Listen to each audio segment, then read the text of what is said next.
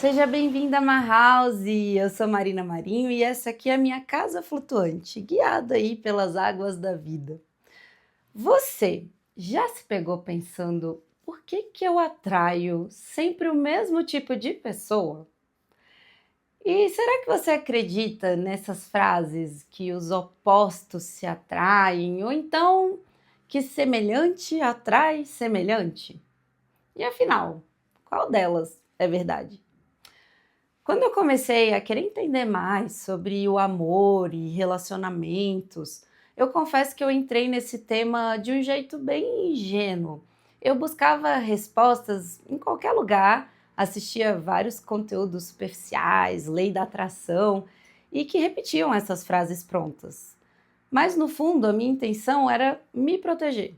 Eu não queria cair em ciladas, não queria repetir os mesmos erros. Queria também entender onde eu estava falhando e como que eu poderia melhorar como ser humano e parceira. Mas foi na psicologia junguiana que eu encontrei uma resposta que fazia esse link entre opostos e semelhantes. Porque a verdade é que os dois estão certos. Sim, a gente atrai semelhantes. Pessoas que vibram em frequências parecidas, que carregam feridas e histórias que de alguma maneira se conectam com as nossas. E ao mesmo tempo, também somos atraídos pelo oposto, porque existe ali uma lei de complementariedade que atua o tempo todo na psique. É aquela ideia de yin, yang, masculino e feminino, da noite e do dia, direita, esquerda. E não é só que a psique reconhece os polos opostos como claro e escuro, dentro e fora. Existe também uma função compensatória. Quando um lado da balança fica muito pesado, o outro tende a se manifestar. É como se a psique buscasse corrigir ou equilibrar os excessos. Vamos imaginar também como um espectro de 0 a 10. Se você está aqui no nível 10 da extroversão, em algum momento a vida vai te empurrar para momentos de maior recolhimento, para introverter. Seja por situações que te obrigam a parar, ou seja por parcerias mais introvertidas. Esse movimento de compensação, quando um polo aparece para equilibrar o outro, o Jung chamou de enantiodromia. Quando um polo se intensifica demais, o oposto inevitavelmente aparece para compensar.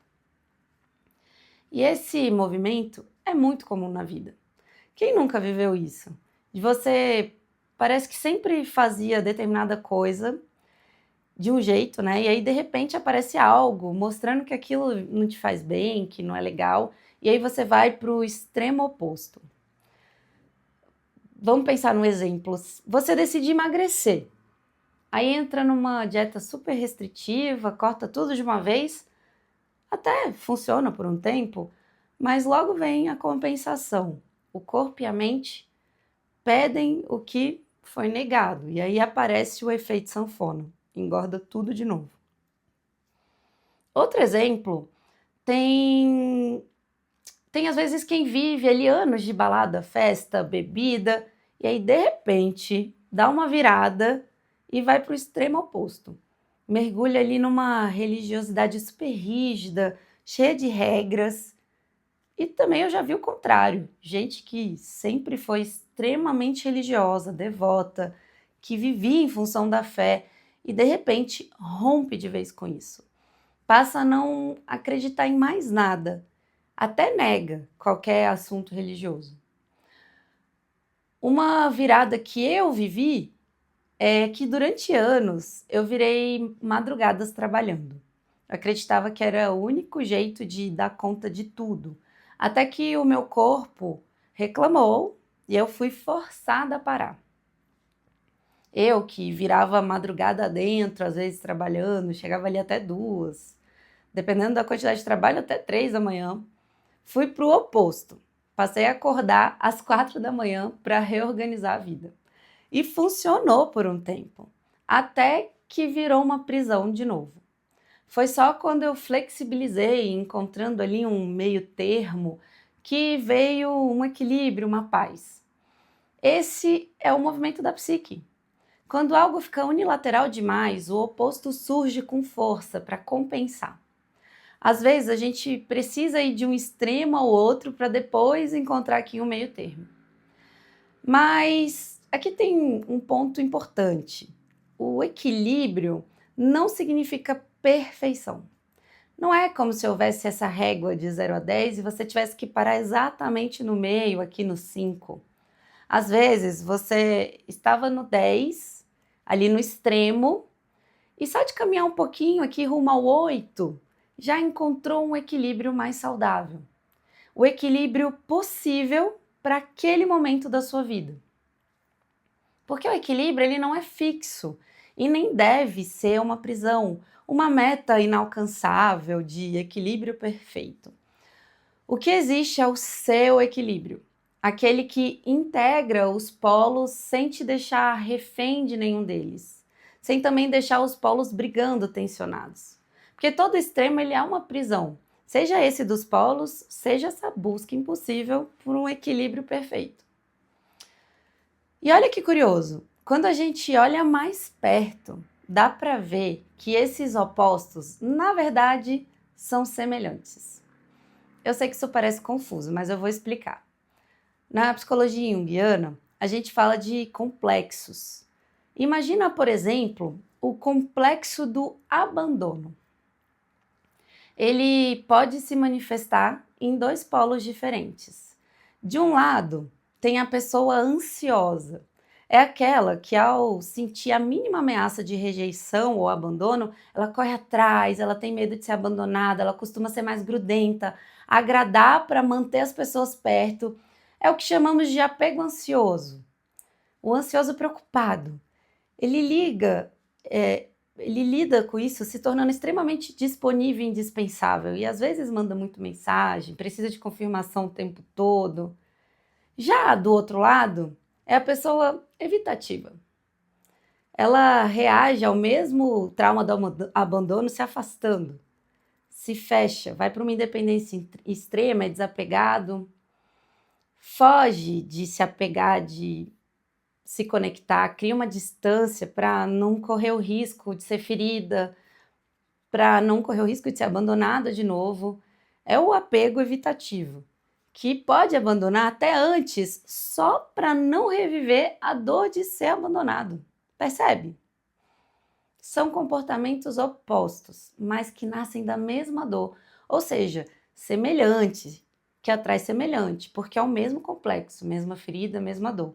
Ao mesmo tempo, opostos se atraem, porque cada um manifesta esse núcleo de dor de um jeito diferente, de uma forma oposta.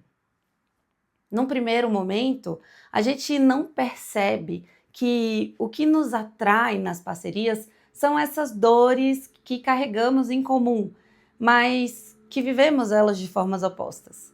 Porque quando a gente olha de fora, o que parece nos unir são as afinidades conscientes, gostos, interesses, estilo de vida, opinião e política. Se você gosta de rock and roll, é natural que se aproxime de quem também curte um rock.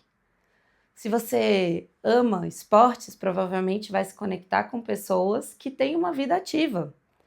E isso é real, mas é só a camada da superfície. Com o tempo, quando a convivência se aprofunda, a gente percebe que a cola invisível da relação, ela não está só nos gostos parecidos, mas nas feridas internas que se reconhecem e que são inconscientes. É como se o inconsciente buscasse no outro um espelho perfeito da nossa oposição. Não é apenas o que a gente sabe sobre nós mesmos, né? Mas principalmente do que a gente ainda não enxerga. É aquela oposição que nos revela partes nossas que estão escondidas, que foram negadas e que agora precisam ser vistas, porque estão aparecendo.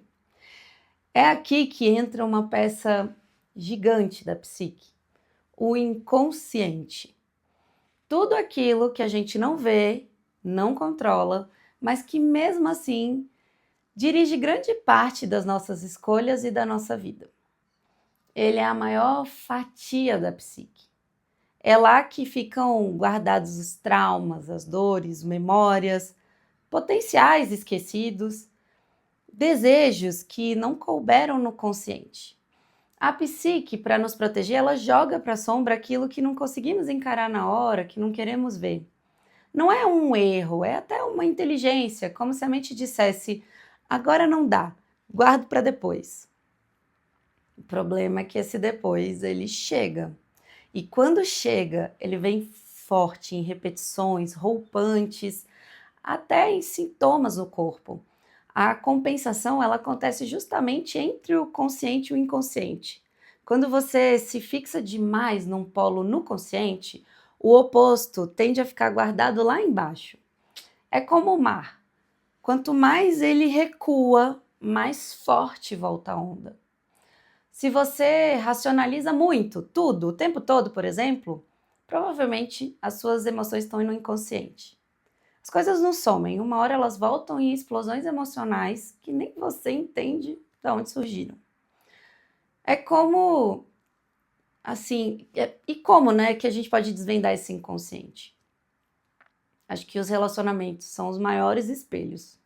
Porque o que a gente admira demais ou se irrita profundamente no outro, quase sempre tem a ver com algo nosso escondido. Mas não é só pessoas. Pode aparecer também numa série, num filme que te marca, numa música que às vezes não sai da cabeça, num livro que te atravessa, nas artes, até na casa que você vive, um objeto que incomoda, uma cor que acolhe, um canto que pesa, tudo é simbólico. A psique ela é dinâmica, nunca fica parada. Se estivermos atentas, encontramos pistas o tempo todo, nos encantamentos, nas rejeições, nas histórias que nos atravessam. No fundo, é sempre a vida tentando mostrar o que ainda precisa ser integrado. Ah, até nos sonhos isso pode acontecer. E lembra do exemplo que eu dei? De quando eu troquei a madrugada virada por acordar de madrugada às 4 da manhã? Naquele momento eu acreditava que essa era a minha nova verdade. O que antes eu estava negando no inconsciente, que jamais vou acordar cedo, virou consciente. E ao mesmo tempo, o que antes era consciente de virar à madrugada, passou a ser negado. Isso mostra como que a psique é realmente dinâmica. O que está em cima pode descer e o que está escondido pode subir. E os papéis se invertem o tempo todo. O problema não está em viver um polo ou outro, porque isso faz parte da vida. O risco é quando a gente fica presa a um deles, sem permitir o movimento de integração. Foi o que aconteceu comigo. Nessa época aí, né, enquanto eu me mantive rígida no acordar cedo, eu perdi a liberdade de aproveitar algo que também fazia parte de mim, como sair de vez em quando para um show de música ou uma festa com os amigos que terminava mais tarde. E é aqui que está essa chave, porque não se trata de voltar para o outro oposto, mas de integrar, entender que de vez em quando eu posso sim dormir tarde, eu posso acordar mais tarde também, sem perder quem eu sou, sem perder o eixo. Porque o caminho não é o dos dois extremos aqui, né? Mas é dessa integração, essa flexibilidade que nos torna mais inteiras e menos refém dos polos. Quem nunca terminou um relacionamento e fez aquela lista mental de coisas que nunca mais quer viver? Ai, agora chega, eu nunca mais quero alguém muito frio, calculista ou grudento demais. Não quero alguém que não trabalha. E também não quero alguém que trabalha demais. Até nas coisas mais banais a gente cria regra, né? Tipo, não quero alguém cabeludo, Deus me livre um calvo. Nunca mais alguém que só ouve sertanejo ou que só ouve reggae. Essa lista, ela dá uma sensação de proteção. Como se disséssemos, agora eu aprendi, eu nunca mais vou cair nessa. Mas na real, isso é só o ego tentando nos proteger. Ele cria uma barreira com base no que a gente já viveu. Só que o ego não tem um mapa completo da psique. Ele enxerga só uma parte. Quem dá as cartas mesmo é o inconsciente. É lá que ficam as imagens. as feridas e os complexos não integrados. Por isso, mesmo jurando de pé junto, que nunca mais a gente vai repetir alguma coisa, a vida nos coloca diante de situações muito parecidas. É como se uma parte invisível da gente ainda estivesse atraída por aquilo. E aqui entra um ponto importante. O ego não é vilão, ele é porteiro da consciência. Ele filtra, organiza, mantém a gente funcionando, vê quem entra, quem sai. Sem o ego, a gente não vive. Só que ele não vê tudo. Ele segura a porta, mas o inconsciente é quem bate do outro lado. E se a gente não olha para esses conteúdos, eles entram de qualquer jeito, sabe? Com o pé na porta. Às vezes em forma de repetições, às vezes em forma de sintomas no corpo, às vezes em encontros que até parecem coincidência, mas são justamente a vida tentando nos mostrar o que ainda precisa ser integrado. No fim das contas, a vida está sempre nos convidando a amadurecer, evoluir. Cada vez que a gente integra ali uma polaridade, é como se subisse um degrau no processo de individuação. E os relacionamentos, sobretudo os amorosos, onde a gente tem uma convivência diária, são o maior laboratório disso tudo, porque eles escancaram as nossas polaridades. Ora um toma a frente, ora o outro, ora a gente se vê ali cheio de energia, outra hora é o parceiro, e esse movimento ele é natural. E também é bem desafiador, porque coloca luz nas nossas sombras e nas sombras do parceiro. E aí surgem aquelas perguntas também, né? Por que eu só atraio pessoas indisponíveis? Talvez porque algo em você mesma e de forma inconsciente ainda está fechado, criando barreiras para não se abrir de verdade. E por que eu só atraio pessoas com vícios? Talvez porque ainda existam prazeres que você nega em si, ou até formas de anestesia que você mesma usa. Porque sempre me relaciono com quem coloca o trabalho acima de tudo. Talvez porque existe em você uma parte que não se prioriza profissionalmente. Por que eu atraio traições? Talvez porque em algum nível você também esteja se traindo. Essas perguntas, elas não são para gerar culpa e elas nem têm uma resposta certa, perfeita. São convites para investigar os seus padrões. E quando a gente se dispõe a olhar, descobre que o caminho não é trocar um extremo pelo outro, mas aprender a integrar. Não é deixar de ser ativo para ser passivo, nem deixar de acordar cedo para virar madrugada, nem de ser mais feminina ou mais masculina. É aprender a dançar entre os polos conforme a vida vai pedindo. Existe esse movimento, existe essa dança. Às vezes você vai precisar ser mais racional, outras vezes mais emotiva. Às vezes mais ativa, outras mais receptiva. Essa é a dança da individuação. E para dançar a gente precisa do outro, porque ninguém amadurece sozinho, nem mesmo na solidão. É o outro que nos mostra aonde ainda estamos polarizadas, o que ainda não enxergamos. É no espelho do relacionamento que vemos até onde já caminhamos, e não só no relacionamento amoroso, em todos os relacionamentos da vida. Por isso, se você se percebe repetindo ciclos, não se culpe. Esse é um movimento natural do amadurecimento. Primeiro a gente nota, depois que já viveu. Depois a gente nota ali no meio do caminho. Até que um dia a gente consegue escolher diferente antes de repetir. A minha intenção foi compartilhar como a visão das polaridades da psicologia junguiana me ajudou e me ajuda a olhar para mim mesma com mais clareza e acolhimento. E quem sabe, também te inspire a se olhar diferente. Porque no fim, toda vez que aprendemos a nos relacionar melhor conosco e com o outro, damos um passo em direção a um mundo mais consciente. E se esse episódio te tocou, talvez seja a hora de mergulhar na sua casa interna. Lá a gente aprofunda temas como sombra, comunicação, padrões relacionais e o medo de desagradar, num espaço seguro e com profundidade. O link está na descrição do episódio e também no meu Instagram, @marina.marinho.arc. Obrigada por navegar comigo até aqui. Se essa maré te tocou, me acompanhe por aqui, porque essa casa flutuante ainda tem muito mar para desbravar.